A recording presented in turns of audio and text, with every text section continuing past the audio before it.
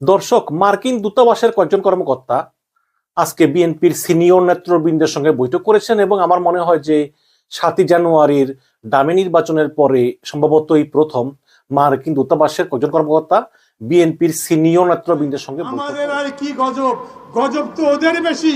ঠিক একটা দেশ একলা একলা চলতে পারে না, সারা দুনিয়া জনগণের আকাঙ্ক্ষা অনুযায়ী যদি একটা নির্বাচন হয় এবং সেটা হতে হবে নিউট্রাল গভর্নমেন্টের অধীনে, তাহলে অর্থনীতি ঘুরে দাঁড়াবে। আসসালামু আলাইকুম সুপ্রিয় দর্শক বন্ধুরা, অবশেষে চমক দিয়ে মাঠে নামতে যাচ্ছে সরকার বিরোধী দলগুলো। দর্শক বন্ধুরা, এবার সরকারকে পদত্যাগ করার জন্য যেই সকল পরিকল্পনা নিয়ে মাঠে নামছে সেই সকল বিরোধী দলগুলো এবার সেই সকল বিষয়গুলো উঠে আসতে শুরু করেছে। অন্যদিকে বিদেশি থেকে যে সকল চাপগুলো সৃষ্টি করা হচ্ছে এবং সেই সাথে নতুনভাবে বৈঠক করা হয়েছে এই প্রথম নির্বাচনের পরে বিএনপির সাথে সেই সকল দেশের প্রতিনিধিগুলো বৈঠক করেছেন। দর্শক বন্ধুরা, এবার সেই সকল বিষয়গুলোকে কেন্দ্র করে বেশ কিছু গুরুত্বপূর্ণ তথ্য বেরিয়ে আসলো। এবার সেই সকল বিষয়গুলোকে কেন্দ্র করে কাজী হেমায়েতুদ্দিন মিশন বেশ কিছু চমৎকার তথ্য দিয়েছেন। অন্যদিকে এবার বাংলাদেশের অর্থনৈতিক যে সকল ধাক্কাগুলো এসেছে সেই ধাক্কার কারণে এবার কি হতে চলেছে, এবার সেই সকল বিষয়গুলোকে কেন্দ্র করে আপনাদের মাঝে অত্যন্ত চমৎকার কিছু তথ্য তুলে ধরেছি। আপনারা সেই সকল তথ্যগুলো জানলে অবশ্যই বুঝতে পারবেন তবে কি শেষ পর্যন্ত এই সরকার পদত্যাগ করতে বাধ্য হচ্ছে। তো দর্শক বন্ধুরা, চলুন আমরা সেই সকল বিষয়গুলো পরিপূর্ণ জেনে নিই। অবশ্যই ধৈর্য সহকারে পুরো ভিডিওটি দেখবেন, তাহলে এই সকল বিষয়গুলো পরিপূর্ণ বুঝতে পারবেন। তাদের জান যায়। ওই যে গৃহিণী আমাকে জিজ্ঞেস করলেন, এইখানে বসবার পরে আমাকে কেউ কেউ জিজ্ঞেস করেছেন, মাঝে মাঝে অন্যান্য লোকজন জিজ্ঞেস করে, আপনারা হয়তো জিজ্ঞেস করে, ভাই এই গজব থেকে, এই আজাব থেকে মুক্তি পাবো না কবে? আমি বলি, ভাই আমাদের আর কি গজব, গজব তো ওদের বেশি। ঠিক একটা দেশ একলা একলা চলতে পারে না, সারা দুনিয়ার সাথে তার সম্পর্ক থাকে, ব্যবসা বাণিজ্য থাকে, আমদানি করে যেটা দরকার লাগে, নিজের যেটা বেশি আছে রপ্তানি করে। আমরা অবশ্য রপ্তানি কমই করি, আমদানি বেশি করি। এই যে সামনে রোজা আসছে, এই রোজার মধ্যে খেজুর আমদানি করবেন, সরকারের কাছে তার টাকা নেই। সরকার বলছে ডিউটি মাফ করে দাও, চিনি চাল রোজার মধ্যে যা যা লাগে সব ডিউটি মাফ করে দাও। তুমি ডিউটি যে মাফ করে দেবে, তোমার পকেটে টাকা থাকলে না মাফ করবে? সরকারের কাছে টাকা নেই। এইখানে সাংবাদিক বন্ধুরা আছেন, নেট ডিস্টার্ব করছে না, মাঝে মাঝে দুর্বল হচ্ছে, পাওয়া যাচ্ছে না কেন? নেটের কোম্পানিগুলো আমাদের কাছে যে টাকা পায়, সরকার সেই টাকা দিতে পারে না।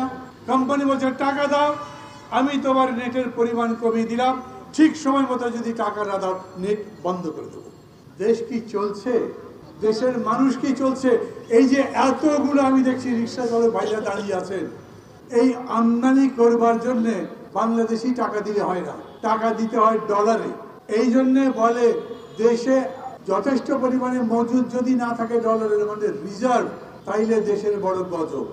এই 1 বছর 1.5 বছর আগে আওয়ামী লীগের লোকজন গর্ব করেছে আমাদের 42 বিলিয়ন মানে কত, 42,000 কোটি টাকারও বেশি ডলার আছে। এখন দেশে সরকার বলছে আমাদের রিজার্ভ আছে 20 বিলিয়ন, কিন্তু কার্যকরী রিজার্ভ হচ্ছে 16 বিলিয়ন। প্রত্যেক মাসে 1 বিলিয়ন করে কমে, প্রত্যেক মাসে। এখন তো ঠান্ডা যাচ্ছে, বিদ্যুতের উপরে চাপ নাই, কিন্তু বিদ্যুতের উপরে চাপ এই গ্রীষ্মকালে হবে। সরকার বিদ্যুতের পেমেন্ট দেয়নি অন্তত পক্ষে 2 বিলিয়ন। ওরা বলছে টাকা দাও, না হলে বিদ্যুৎ দেব না। পেটে ক্ষুধার আগুন, সারাদিন রিক্সা চালান, দিন শেষে খাবার নাই। বাজার গেলে দেখে বাজারে আগুন, জিনিস কেনার মতো টাকা পাচ্ছে। এই সরকার জিনিসের দাম কমাতে পারবে না, এই সরকার বিদেশের পেমেন্ট দিতে পারবে না, এই সরকারের নিজের দেশের টাকা নাই, বেতনও দিতে পারছে না, খালি খালি ছাপাচ্ছে টাকা। সেই ভদ্রলোক একেবারে নতুন নবিশ নাদান একটা মন্ত্রী, সবাই তো নাদান সংসদে যারা আছে। উনি এসে বললেন সিন্ডিকেটটা কি জিনিসের দাম বাড়ায়, 1 সপ্তাহের মধ্যে আমি সিন্ডিকেট বন্ধ করে দেবো। ওনার শপথ নেওয়ার পরে 2 সপ্তাহ পার হয়েছে, সিন্ডিকেট বন্ধ হয়েছে? সিন্ডিকেট ভেঙেছে? জিনিসের দাম কমেছে? কমে নাই।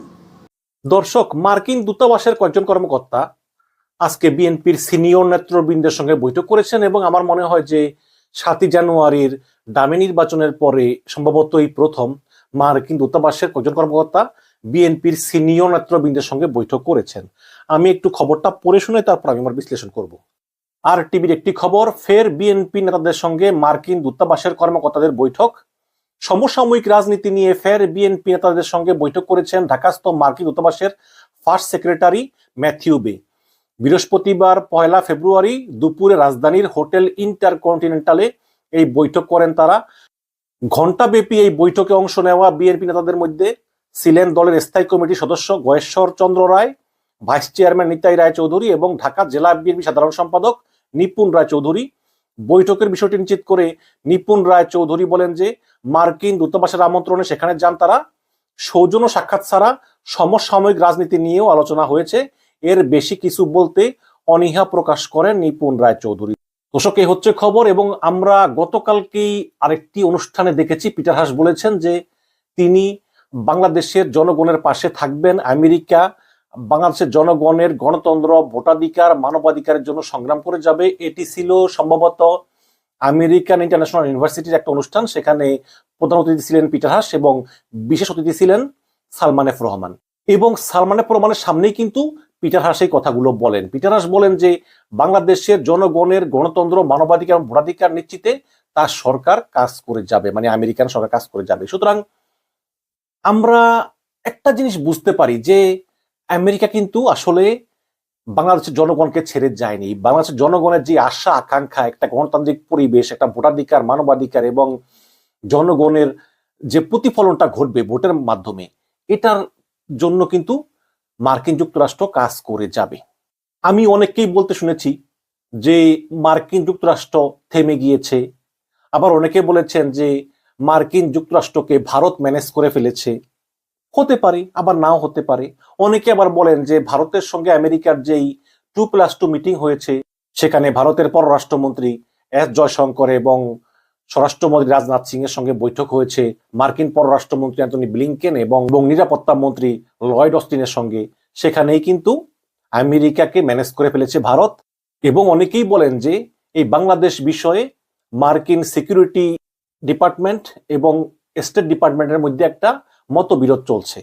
স্টেট ডিপার্টমেন্ট চেয়েছে যে শেখ হাসিনার পতন হোক, বাট সিকিউরিটি ডিপার্টমেন্ট চেয়েছে যে শেখ হাসিনাই থাকুক অন্তত আরো কিছুদিন। তো এটাও আমরা শুনেছি। কোনো ম্যাজিক ফর্মুলা নাই যে এই অর্থনীতি ঘুরে দাঁড়াবে। যে রিজার্ভ, আমাদের ফরেন এক্সচেঞ্জ রিজার্ভ নিচের দিকে যাচ্ছে কেন? কারো হাতে কোনো ম্যাজিক ফর্মুলা নাই এই রিজার্ভকে উপরে তোলা। এটা কন্টিনিউয়াসলি নিচের দিকেই যাবে, কন্টিনিউয়াসলি নিচের দিকেই যাবে। ডলার নিয়ে গেছে, এখনো নিয়ে যাচ্ছে। একটা অর্থবহ, ইনক্লুসিভ, জনগণের আকাঙ্ক্ষা অনুযায়ী যদি একটা নির্বাচন হয় এবং সেটা হতে হবে নিউট্রাল গভর্নমেন্টের অধীনে, তাহলে অর্থনীতি ঘুরে দাঁড়াবে। তার মূল কারণ হচ্ছে সবার মধ্যে আশা জাগবে, সবার মধ্যে কনফিডেন্স ফেরত আসবে। আমাদের টাকা মূল্য হারাচ্ছে এত দ্রুত, গত 1.5 বছর, 2 বছর, 3 বছরে যেভাবে মূল্য হারাইছে, কখনো এইভাবে মূল্য হারায়নি সমস্ত ইকোনমিক ম্যানেজমেন্টের।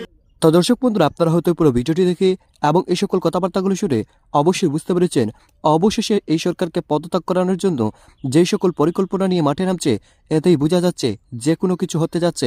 তো দর্শক বন্ধুরা, আপনারা পুরো ভিডিওটি দেখে এবং এই সকল কথাবার্তাগুলো শুনে আপনারা কি বুঝতে পেরেছেন অবশ্যই কমেন্ট করে জানিয়ে দেবেন।